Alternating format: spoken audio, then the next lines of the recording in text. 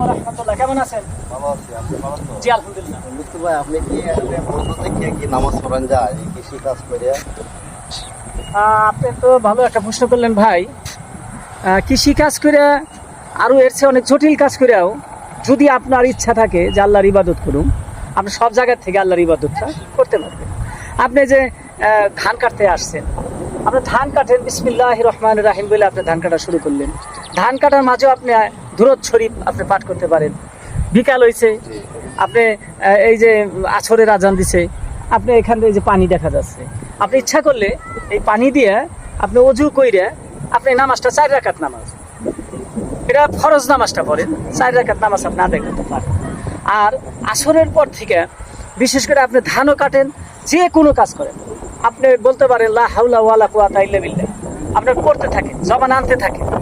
ইচ্ছা শক্তি থাকলে আপনি যে কোনো জায়গা থেকে এই আল্লাহর একটা প্রশ্ন।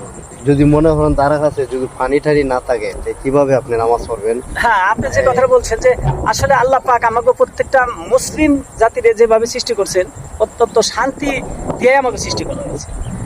বিকল্প সবকিছু আল্লাহ পাক রাখছে।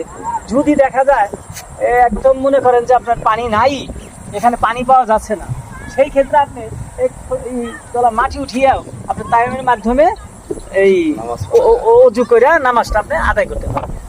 তবে মন মানসিকতা যদি আপনার আল্লাহর ইবাদতের প্রতি আকৃষ্ট থাকে, সেই ক্ষেত্রে আপনি যে কোনো সময় যে কোনো অবস্থায় আল্লাহকে ডাকা যায় এবং নামাজও আদায় করা যায়।